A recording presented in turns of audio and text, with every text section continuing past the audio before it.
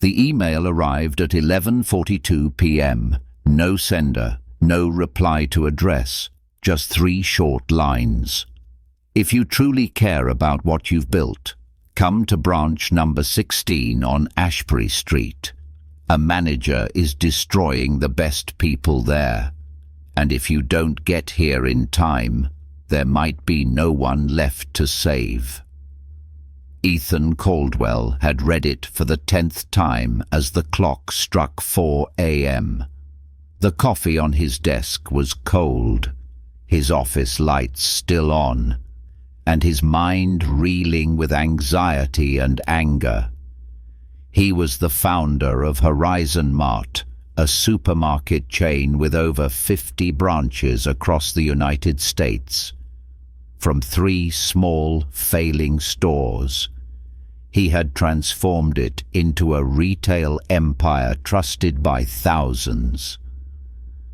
But now, a warning from the shadows made him question the very things he thought were most solid. 6 days later, Ethan, in a wrinkled blue uniform, a name tag that read Kyle Jensen, stood in the middle of the Ashbury branch's employee break room, where it all began. It had been a long time since he had heard the beep of a time clock at the start of a shift, since he had felt the smell of sweat, cold lunches, and fatigue seeping into the very tiles beneath his feet. He hadn't told anyone he was the CEO. No camera crew, no advisors, just him and a silent promise in his mind. If that email is real, then the person who wrote it deserves to be heard. The morning shift began with safety instruction videos and a long-winded list of rules. But Ethan wasn't paying attention. Instead of looking at the screen, he observed the people, the sideways glances whenever someone mentioned Brian, the shift manager, the silence in the break room when a familiar voice was heard, and the eyes of a woman in her early 30s, hair tied back neatly, her uniform faded, who changed her seat just because someone else had walked into the room. Even without knowing her name, Ethan could sense she was different. Not in a standout way, but a sort of purposeful invisibility, like someone who had been hurt before and was learning to survive by not drawing attention. First day. A gentle voice pulled him back to reality. That woman was looking at him, her brown eyes deep and her smile soft. The name tag read, Lena Ramirez. "Don't worry, everyone's a bit lost at first," she said, extending her hand. "I'm Lena. I've been here for 4 years. They put you at Register 3, didn't they?" "How did you know?" "That's where they always throw the new people. A sink or swim kind of thing." She chuckled softly, but there was something unreadable in her eyes. Ethan nodded and smiled back. But inside, he knew. This woman wasn't just his guide to the store. She was the key to the question who was being hurt and who was the one causing it. "We should get out on the floor," Lena said, her eyes glancing briefly at the wall clock. "Brian doesn't like anyone lingering in the break room for too long." That name Brian rang like a dagger in Ethan's mind. The man the employees seemed to always find a way to avoid. The man he had to face, but as an anonymous employee. Ethan walked out of the break room, following Lena. The glass doors pushed open, and he faced the harsh fluorescent lights, the endless aisles of shelves, and a world where justice was hidden beneath a layer of receipts and promotions. He didn't know what he would find, but he was sure of one thing. This time, he wouldn't look away. The automatic glass doors slid open, bringing Ethan, or rather, Kyle Jensen, into a world he had seen 1,000 times, but never from this position. A long line of customers was waiting at the checkout counters. Fluorescent lights shone down on the aisles, where employees were diligently removing discount stickers and rearranging bruised fruit trays. Everyone was busy, but no one was rushing. The air was heavy not from the work, but from the watchful eyes. All eyes were on one person, Brian Kessler. He emerged from the back office, tablet in hand, his shirt perfectly pressed, even at 7 a.m. His smile was present, but no one felt any warmth from it. The way customers fell silent when Brian walked by. The way an employee unconsciously adjusted their uniform as if afraid of being reprimanded. Ethan took it all in. "This is Kyle." Lena introduced him to Brian, her smile a thin defensive layer. "He's new today." "Yeah." Brian glanced quickly at Ethan. "Still has that corporate director look, doesn't he?" "Well, around here, you'll have to learn how to do real work." The words seemed like a joke, but his eyes held something that made Ethan's skin crawl. "Lena isn't on tour guide duty." Brian turned to her, his tone shifting to ridicule. "You must have forgotten your duties in the produce section." "We were just—" Lena began, but Brian cut her off. "Just wasting time." He emphasized each word. "Kyle, don't learn from those who don't know how to follow orders. Here, your only job is to be fast, accurate, and not ask too many questions." Lena pressed her lips together, not responding. She turned away, her face suddenly cold, like a mask long accustomed to being stabbed in the back. Ethan felt a fierce surge of anger seep into his bloodstream, but he remained calm. He was here to learn, to watch, and not to miss a single detail for the rest of the morning. Ethan stood at Register 3 just as Lena had predicted.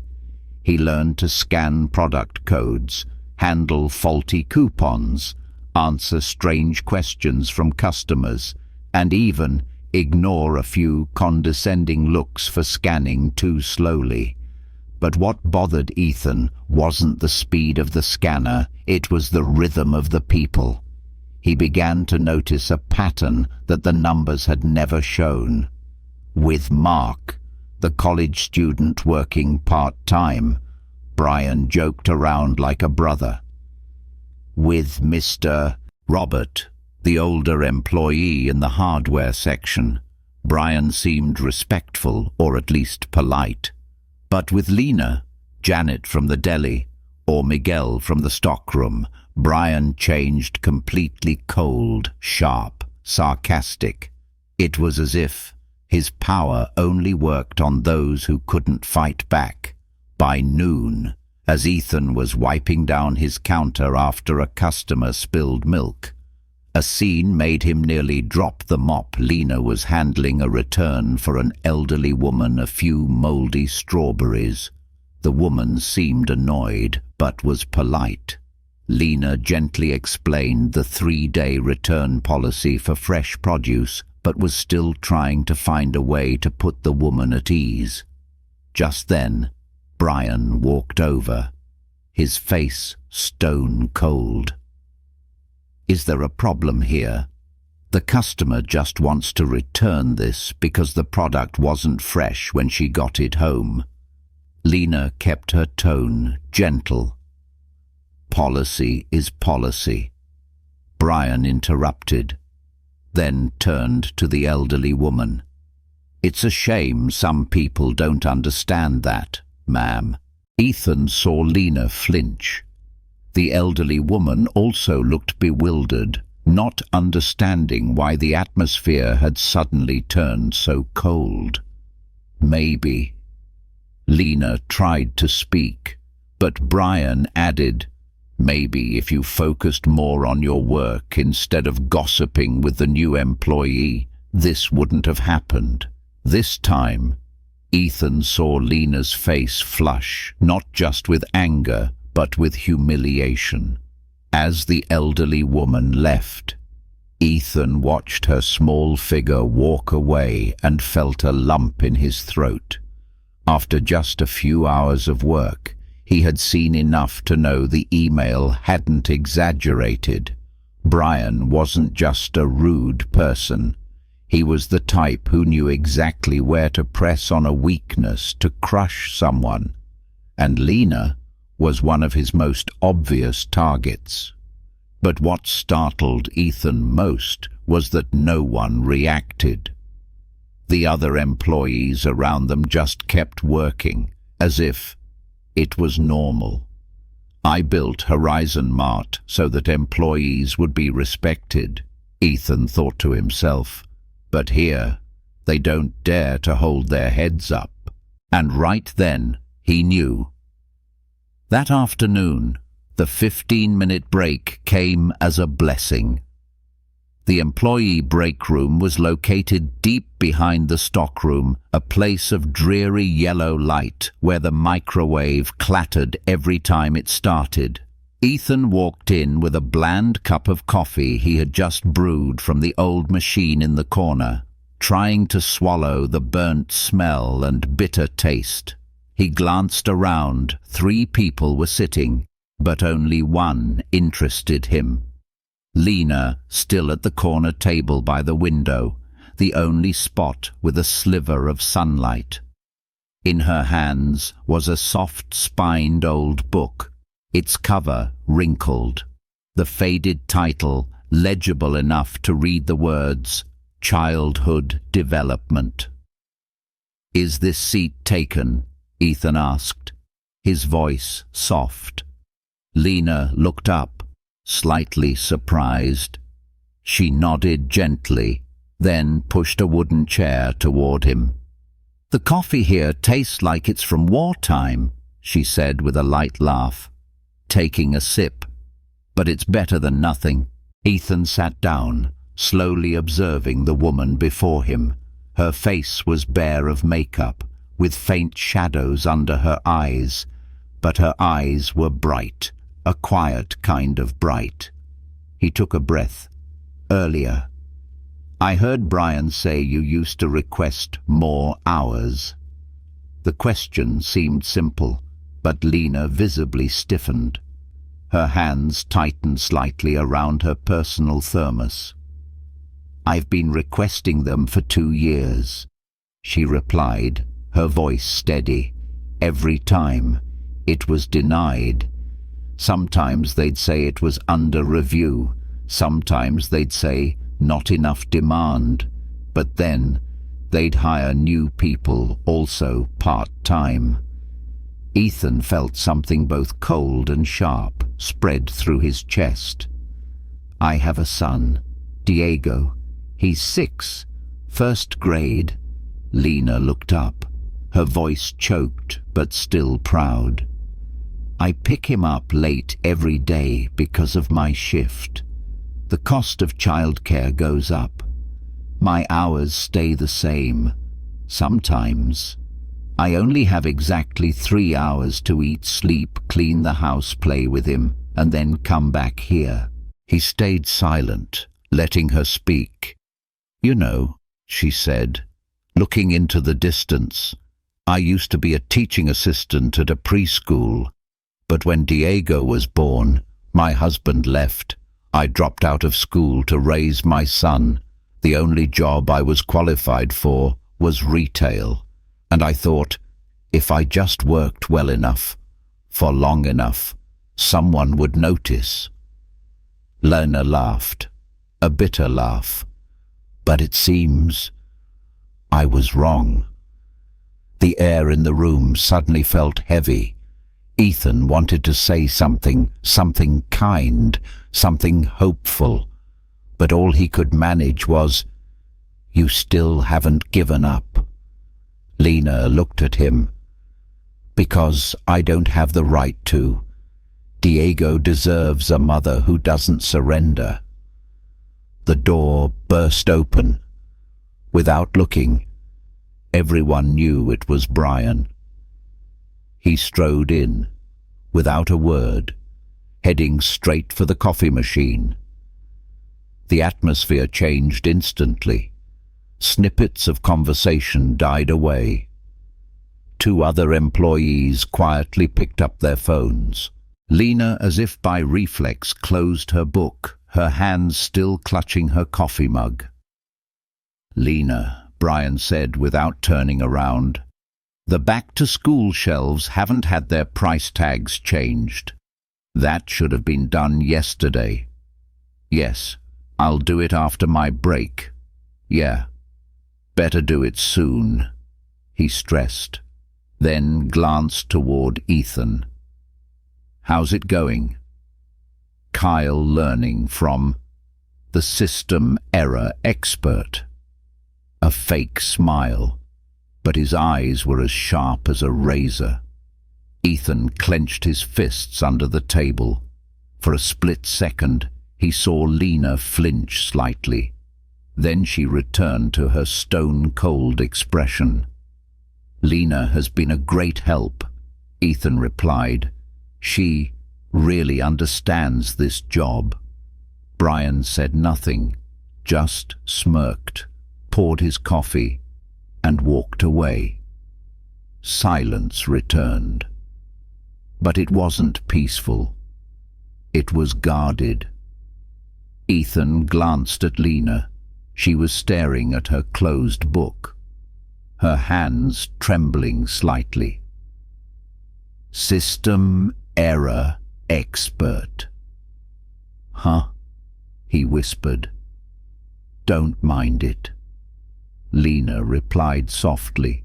"Surviving here means learning not to hear what you're not supposed to hear." But Ethan was hearing it. Hearing every beat of injustice pounding in his chest. And from that moment, he knew 2 hours later. Ethan returned to the checkout counter, his body aching, but his mind still clinging to every word from the break room. The way Lena gripped her coffee mug, the way she hid tears behind a smile, and the way Brian skillfully used a smirk to turn her into the problem, while helping a customer with a faulty coupon. A soft cough behind him made him turn around. "Excuse me." An elderly man, around his 70s, was struggling to pull a full shopping cart, his leg limping. "Could you help me find the sugar-free cookies, the ones with the blue border?" "Yes, sir. I'll walk you over to the cookie aisle," Ethan said, quickly excusing himself from the counter. He walked slowly beside the man, matching the pace of his trembling legs. They were halfway down the aisle when the customer spoke. "You're new, aren't you? I don't recognize you from before." "Yes, sir. I've only been here a few days." The man nodded slightly, then suddenly whispered, "I hope you don't get into trouble with that manager with the face that always looks like he wants to punish someone." Ethan let out a small laugh. "I'm trying to stay off that blacklist." "Be careful." The man frowned. "I've seen a few good people disappear after just a few weeks here, and no one ever explained why." They reached the cookie aisle. Ethan bent down to the bottom shelf, finding the correct box with the blue border. "Thank you, son," the old man said, taking the box with both hands. "Can you manage?" Sir Ethan asked. "I'm fine. Every time I shop here, I'm reminded of someone, that young lady in the produce section, Lena. Last month, my mother slipped and fell in the yogurt section. She was the one who called for an ambulance and stayed until it arrived. Ethan looked up. "My mother is 88, he continued. And Lena didn't just help. She called to check on my mother the next day. The doctor said my mum was fine, but the thing that moved her most was that phone call." The man looked at Ethan, his eyes welling up. In this day and age, who does things like that? Most big stores out there probably wouldn't even look at her after she fell, let alone call her. Ethan swallowed the lump rising in his throat. "Actually," the man went on, his voice dropping, "I overheard a conversation the other day. Your manager, he told someone that Lena was a problem employee." I couldn't believe my ears. Ethan stood motionless. "You're new, but I can see you listen. If you can do something, you should. People like that girl, they deserve to be lifted up, not buried." The man placed a hand on Ethan's shoulder, an old, frail hand, but strangely warm. Then he pushed his cart away, slowly, leaving Ethan standing in the aisle, his heart pounding. Lena, the one labeled a burden, was the very reason a loyal customer kept coming back. The person Brian branded a problem was the reason someone still believed in kindness. Ethan returned to his counter with something growing in his chest, real anger, and an undeniable intuition. This was no longer random. This was a system. As the clock struck 5:20 p.m., the evening sun streamed through the supermarket's glass doors, painting the floor in a pale yellow. Ethan glanced toward the produce section. Lena was hunched over, picking out wilted vegetables so customers wouldn't buy them. She didn't know that someone had just told him a story she herself never mentioned. She didn't know that a storm had just been ignited because of the very kindness she had quietly given.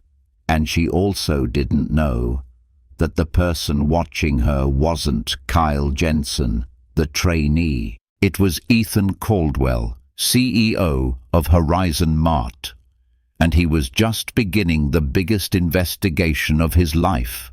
That night, Ethan sat in his car, his hands still on the steering wheel long after the engine had been turned off. The streetlights cast trembling yellow streaks across the windshield. The old man's words replayed in his head. "I heard him call Lena a problem. After she helped save my mother's life, no one gets called a problem for doing something kind, unless that kindness interferes with a cruel plan." And if Ethan had any remaining doubt that Brian was just a strict manager, all that doubt had just shattered. The next morning, he began to act not with his CEO authority, but with the quietness of someone listening in. He watched Brian, the way he feigned smiles with the younger employees, especially the new girls, the way he avoided eye contact when passing Lena, and most of all, the way he loved to control everything but dodged any questions about personnel files. There has to be something he's hiding, Ethan thought to himself. On his 5th day at Horizon Mart, an unexpected opportunity arose. The industrial freezer in the stockroom broke down. A technician from the maintenance company would come to fix it after closing time. Brian, with a feigned look of concern, announced he would stay late to supervise. And, as if without a second thought, Ethan volunteered to stay for overtime to do inventory. "You're a hard worker," Brian said, with a half smile. "Keep this up and you'll be considered for things." Ethan just smiled, but he felt cold inside. He didn't need to be considered, he needed the truth. By 9:47 p.m., most of the staff had gone home. The technicians were busy inspecting the machinery in the back of the stockroom. Ethan walked down the aisles with a clipboard, pretending to count items, but his eyes were always on the office area. And then Brian appeared. He glanced around, a quick but instinctual look of someone used to hiding things, then quietly opened the door to the administrative office, stepped inside, and closed it behind him. Ethan stopped at the end of aisle 12, where he had a slanted view through the frosted glass pane on the office door. Inside, the light switched on. Brian's shadow fell on the glass, hunched over, his hands flipping through files scattered on a desk. 15 minutes passed. Brian still hadn't come out. Ethan moved closer, his steps as light as a cat's. Through the frosted glass, he saw Brian holding a manila folder. A corner of a paper was sticking out with the first few letters, Rami. Ethan's heart pounded. Ramirez. Lena Ramirez. Brian looked around again, then stuffed the file into his leather briefcase. He closed the cabinet, turned off the light, and walked out with a calm demeanor, as if nothing had just happened.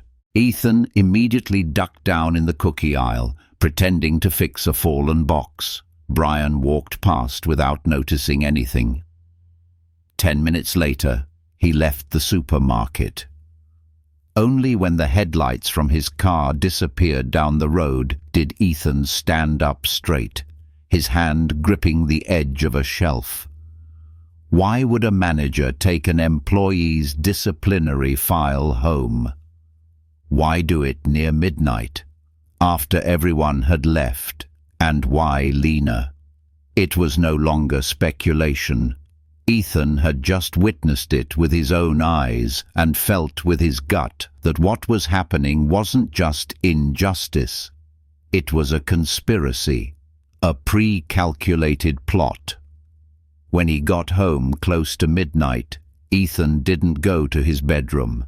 He turned on his office light, opened his laptop, and typed a message to his assistant at headquarters, Anna. I need the detailed personnel file for Lena Ramirez Branch 16. Her entire history, requests for more hours, performance reviews, any promotion requests from the last 3 years. And don't let anyone know. Below, he added another line, I believe I'm about to uncover a deep hole, and if I'm right, what's buried at the bottom is a good person's honor. The next evening, Horizon Mart closed as usual. The employees left one by one. The technicians were gone. Brian had also left. At 7 p.m. sharp as usual, with his thick leather briefcase and a look of arrogant confidence. Ethan stood at the far end of the parking lot, across the street, the blinking red light of a traffic signal reflecting on his windshield. He looked at his watch, 9:33 p.m. The key to the back door was still in his jacket pocket, a copy given to the weekend inventory clerk. And if anyone were to ask how he knew the security code to disable the store's alarm system, no one knew that Ethan himself had set that very code 5 years ago. The door clicked open with a small beep. Ethan stepped into the darkness. Each footstep on the tile floor seemed to echo the thumping in his chest. He flicked on the light in the administrative office, the pale glow of a fluorescent tube illuminating a silver metal filing cabinet. His hand trembled slightly as he inserted the key into the bottom drawer where disciplinary records were kept. Ramirez. Lena, the 7th file from the left. He pulled out an unusually thick folder. Inside was the unacceptable. Written reprimand, August 15th. Arrived 12 minutes late for shift. Unjustified reason. But Ethan remembered clearly he was standing right outside the entrance when Lena arrived that day. She was 10 minutes early, and even helped an elderly man carry a case of water to his car. Verbal warning, September 3rd. Causing a disturbance in the break room, arguing with a colleague. Ethan was off that day. But he had just received the internal camera footage from the IT team. The break room was quiet. Lena sat reading a book all lunch break. Feedback note, October 12th. Displayed uncooperative attitude with a customer. That was the day Ethan personally witnessed Lena helping 3 elderly customers find diet-specific products, even offering to stay after her shift to guide them. And so it went. A whole file full of fabricated accusations. Each page was a knife plunged into the honor of a woman who had done nothing wrong except be kinder than what the man in power found acceptable. Even worse. At the bottom was an internal memo. Neatly typed, Lena Ramirez exhibits recurring behavioral issues. Recommendation to continue monitoring. Complete documentation to proceed with termination for just cause. Legal risk low. Paperwork is sufficient to protect management. Should not be promoted under any circumstances. And below that, in scrawled blue ink, next warning will be the final one. Target for removal, end of November. Ethan sat motionless in the chair. His hand gripped the file so tightly the paper crumpled. Sweat beaded on his forehead. This wasn't a mistake. This wasn't bad management. This was a hunt, systematic, strategic, and intentional. A man with power in his hands had chosen a single mother, made her a target, and secretly built a false case to destroy her life. Why?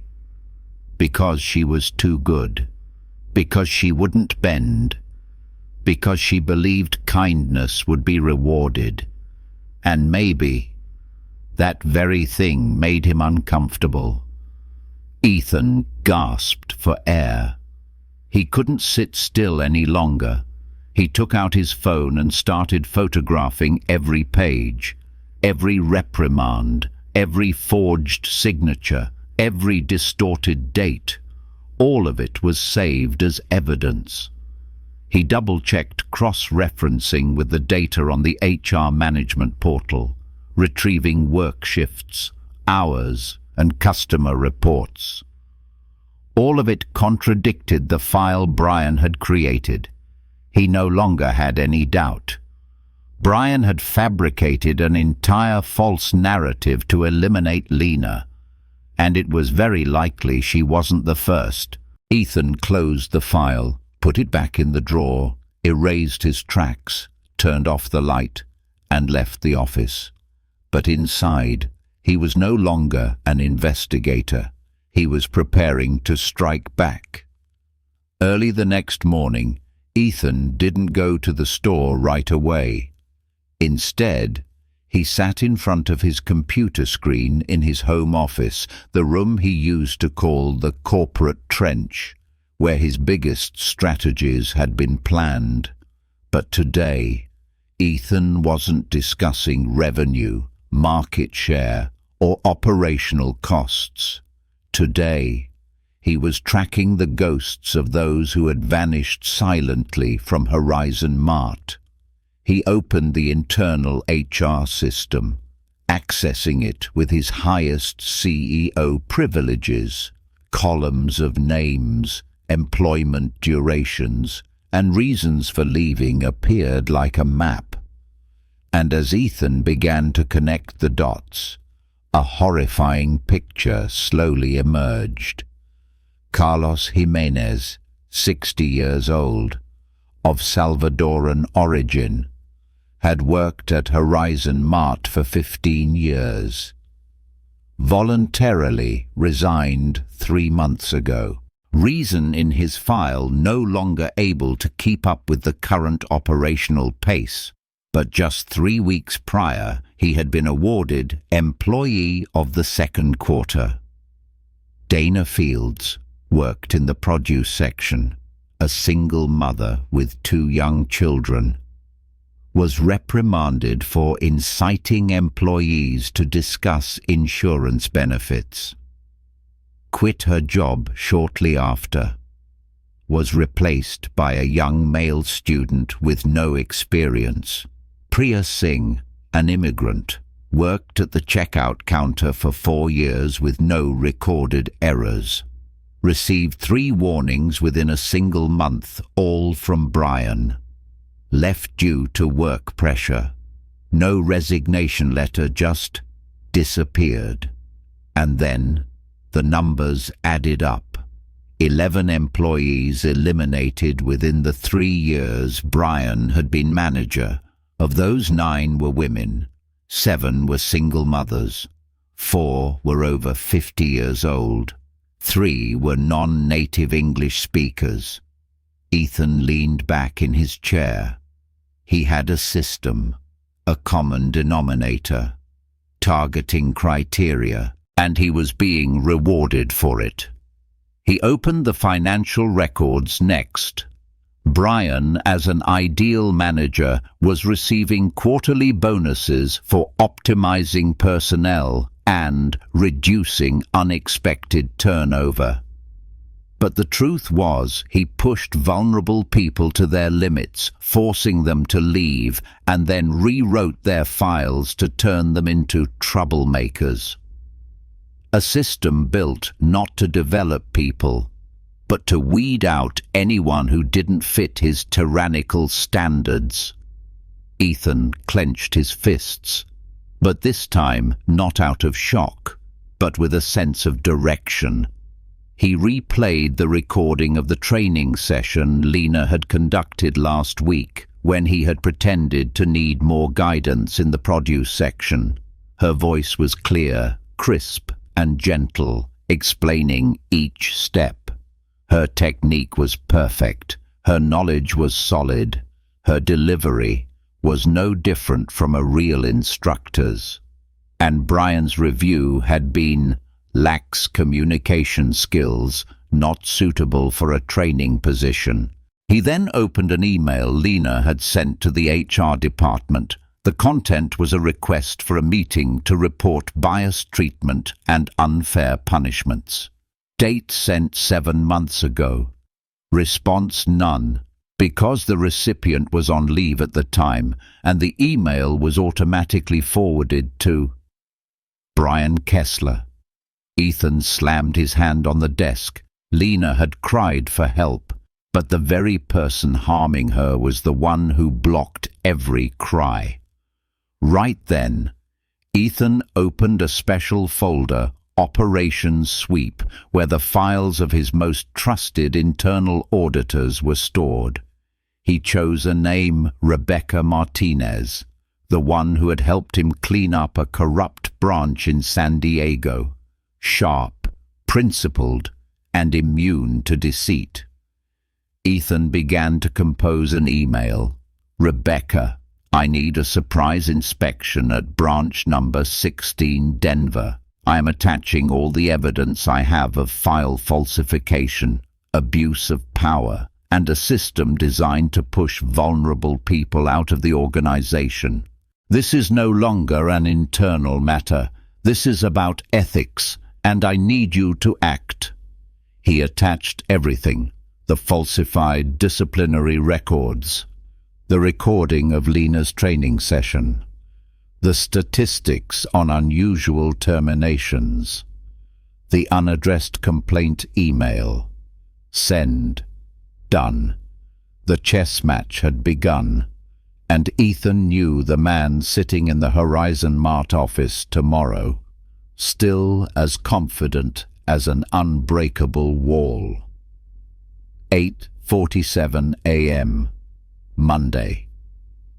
A voice came over the Horizon Mart PA system, deep and decisive. To all staff, the store will be undergoing a routine operational inspection today. All departments are requested to continue their work as normal. Management team, please gather in the conference room at 9:15. The staff murmured. Some looked at each other, worried. Brian, however, smiled. He adjusted his collar, walking around the aisles like a stage director checking the lights before a show. He reminded Jennifer in pharmacy to straighten the medicine shelves, told Miguel to mop the stockroom floor again because it was dirty under the inspection lights. And he told Lena, who was changing price tags in the dairy section, that don't make any mistakes today. You know the consequences. Ethan stood not far away, pushing a cart, watching silently, his eyes as cold as forged steel, because he knew very well this stage was about to collapse. 9:12 a.m. Three figures walked in through the main entrance. Patricia Valdez, the regional manager, her grey hair tied back neatly, her eyes showing the experience of someone who had worked her way up from a cashier position. Rebecca Martinez, the internal auditor, holding a briefcase of files as thick as an indictment. And finally, Ethan Caldwell, no longer in an employee uniform, but a well-fitted black suit, the CEO pin on his breast pocket. The entire store fell silent. Employees were bewildered. Lena froze. Brian stood as if turned to stone. Patricia didn't need to say much. Conference room. Now. Brian forced a smile, trying to swallow his fear. But the confidence on his face had fractured like glass under a heel. The small conference room barely fit 5 people. Brian sat across from Patricia and Rebecca. Ethan, the CEO, did not sit. He stood, arms crossed, his gaze drilling straight through him. "Mr. Kessler," Patricia began, her voice calm but sharp as a knife. "We've received a series of serious allegations regarding the manipulation of personnel files and employee harassment." Brian smirked. "I don't know who sent what, but I have always acted in the best interest of the store and the company." Rebecca opened her briefcase, pulling out a stack of documents, time clock records proving Lena arrived early, not late. Internal camera footage showing she never argued as Brian had reported. The recording of Lena's training session, clear, coherent, professional. Brian started to sweat. Rebecca continued, "And what about this recording?" She placed her phone on the table. With the press of a button, the room fell silent. Single mothers like Lena are the easiest to control. Just don't let them quit because of you. But if you force them to quit on their own, no one says anything. A few more warnings, then a recommendation for removal. And it's done. Brian's voice, crystal clear. The arrogant cruelty, the cold calculation. Brian's face went pale, and he tried to defend himself. "You're not allowed to record me. It's evidence of a crime." Ethan cut him off, his voice sharp and cold. "I am the CEO of this company, and I have the right to gather evidence when a manager is trying to destroy an employee's life," Rebecca stated decisively. "Brian Kessler, your employment is terminated immediately for falsifying internal documents, harassment and discrimination, systematically abusing your power to oust employees," Patricia added, her gaze unwavering. "You have 15 minutes to collect your personal belongings. Security will escort you." Brian jumped to his feet, his face red, and yelled, "You'll regret this. I'm the highest performer in the entire region. I'm the one who helped this store meet its targets last quarter." Ethan didn't flinch, only said one thing: "You met your targets by crushing the best people this system has, and I'm here to clean up people like you." When the conference room door opened, the entire staff stood frozen. Brian, briefcase in hand, flanked by 2 security guards. Lena stood behind the checkout counter, her eyes wide. Miguel put down a box of goods. Jennifer quietly pulled out her phone to record. Even the customers could feel something important was happening. Ethan walked over to the service desk, took the internal PA microphone, and said, "Hello, everyone. I'm Ethan Caldwell, CEO of Horizon Mart. For the past 2 weeks, I've been working here under the name Kyle Jensen as a regular employee to investigate a very serious problem." A ripple of whispers went through the store. Some people gasped out loud. Lena covered her mouth with her hand. "I came here because of an anonymous email that said good people were being destroyed, and I discovered it was true, even worse than I had imagined." He looked toward Lena. "There are people here like Ms. Lena Ramirez who work with the utmost dedication, kindness, and responsibility, but they were turned into targets because they were too quiet. As of today, that ends." No one said anything. Then the first clap rang out, from Miguel, then Jennifer, then the whole store was applauding. Customers joined in.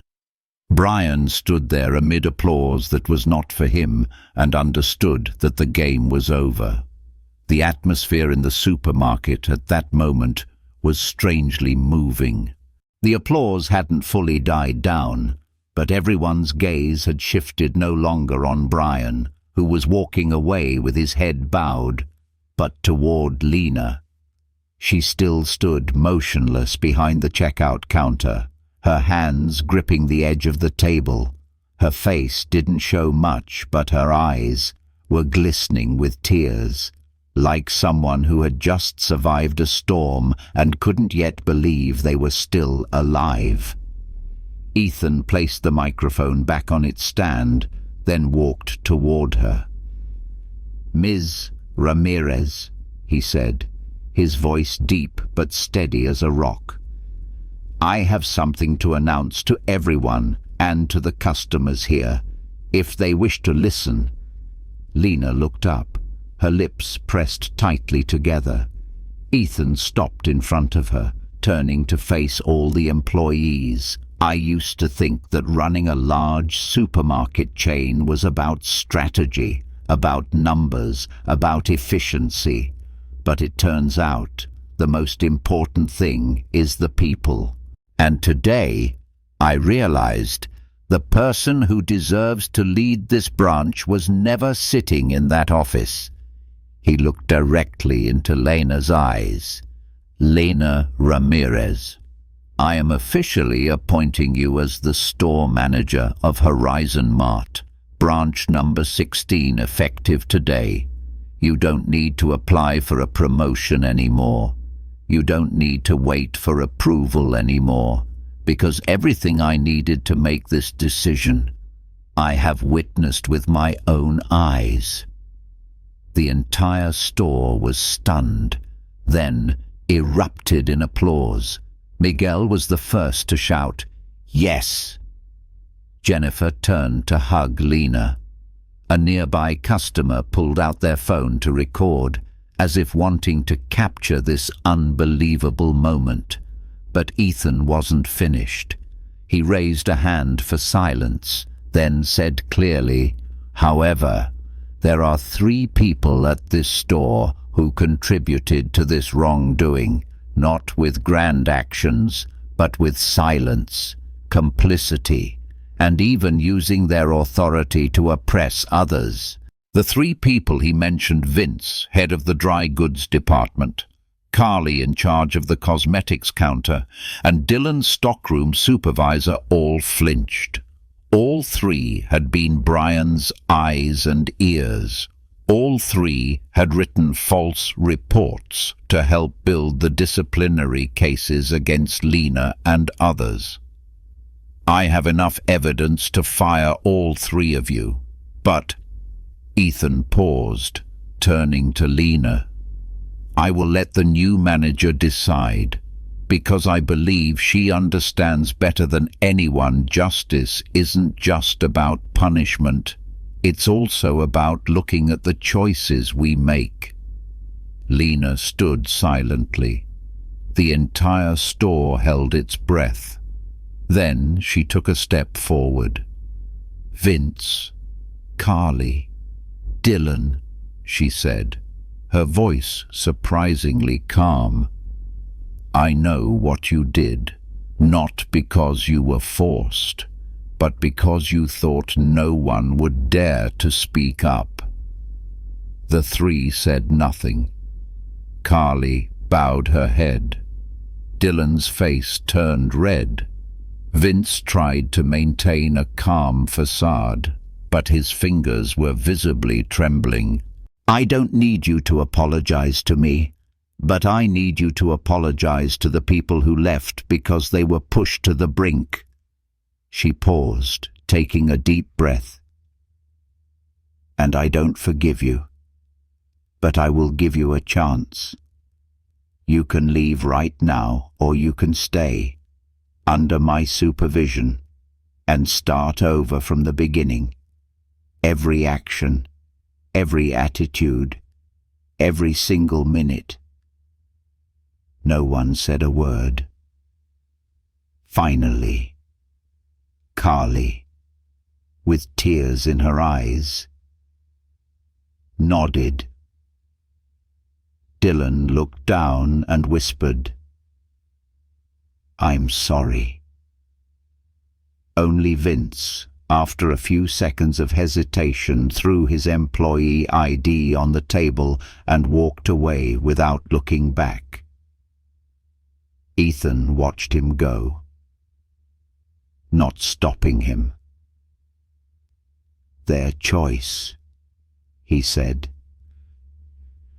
"But your choice, Lena, is something that I and this entire company will remember."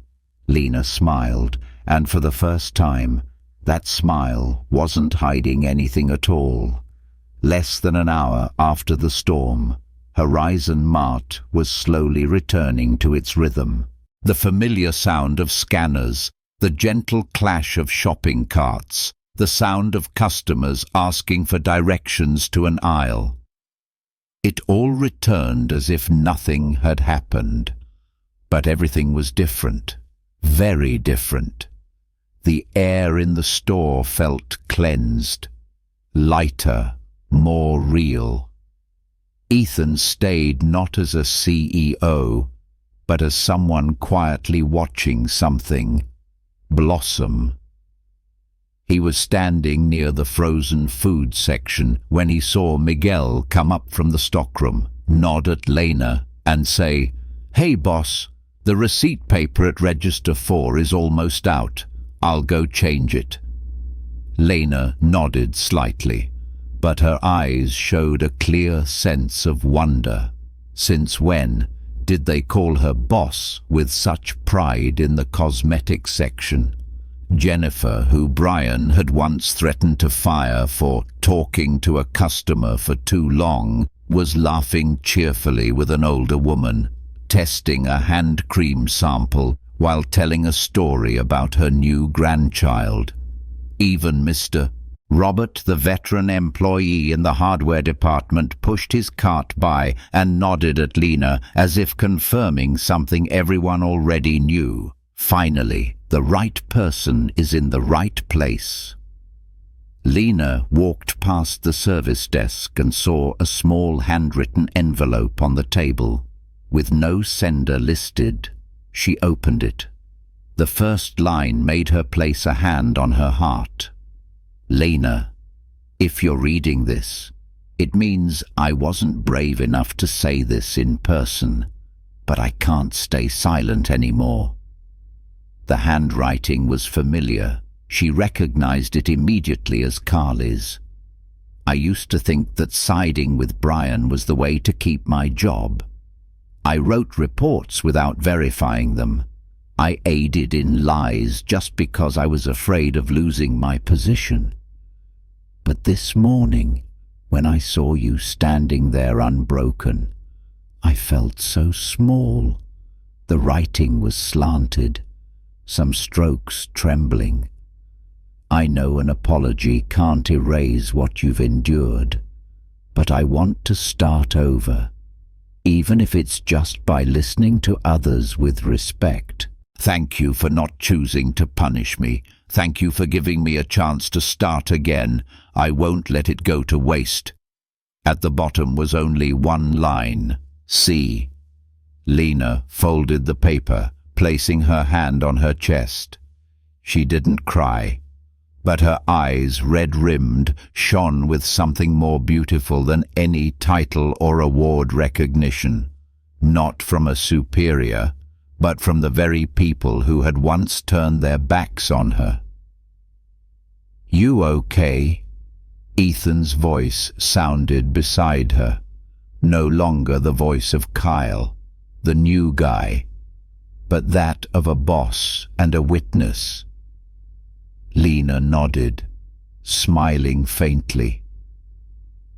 Never felt so light after exhaling, she said, her tone joking but her eyes still moist. You don't have to be strong all the time anymore, Ethan said. Here, you're the one who creates the atmosphere now. You're no longer the one enduring it. Lena nodded. For a moment, they stood side by side, looking toward the frozen food section where Diego had once pointed and said, Mommy works over there. A little later, she returned to the checkout counter, but this time, customers looked at her differently, not with pity, not with an unconscious gaze, but with the look reserved for someone who is respected. At the end of her shift, as Lena walked out the main doors, Ethan was still standing there. I won't be coming tomorrow as the CEO, he said. Lena looked at him, a little surprised. I'm coming because I want to see what your first day as manager will be like. He smiled. Lena burst out laughing, not the forced smile from before, but her first genuine laugh in a very long time. Well then, tomorrow, I'll make coffee for both of us, but this time, not with that burnt-smelling machine. Ethan winked. It's a deal. The next morning, the sun wasn't fully up, but the lights were on at the Ashbury branch of Horizon Mart. A new coffee aroma spread from the break room, no longer the old bitter char, but a freshly ground roast from a small cafe Lena used to love before becoming a full-time mum. On the notice board, someone had written in marker, "A new person's first day is a chance to make sure someone never feels lost." L.R. Miguel walked by, read it, and nodded to himself, whispering, "Spoken like a manager." Lena walked out onto the floor, wearing a new uniform shirt, her name tag reading Lena Ramirez, store manager. She took a long, deep breath. Her breathing was deep, calm, but her heart was fluttering. Because today wasn't just her second day as manager, it was her first day as the one helping, no longer the one who needed help. 9:07 a.m. The automatic glass doors slid open. A young woman with soft curly hair and a petite frame walked in. In her hand was a job application, carefully placed in a plastic sleeve. Her shirt was slightly wrinkled, her sneakers old. It was clear she had hesitated for a long time before deciding to step inside. She stood silently in front of the service desk, her eyes scanning around as if looking for someone kind. And then, before anyone could prompt her, Lena put down her coffee mug, walked out of her office, and headed straight for the young woman. Not rushing, not stern, just a person who had once stood in that exact spot, now returning to do what no one had ever done for her. "Hello," Lena smiled. "I'm Lena. Are you here to submit an application?" The young woman started, then nodded quickly. Yes, I'm Zoe. I saw the hiring sign outside."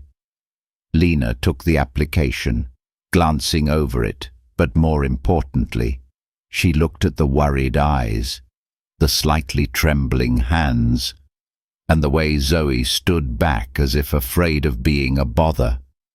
Exactly like her, 3 years ago. "Zoe," Lena said softly, "would you like a cup of hot cocoa? Then we can talk."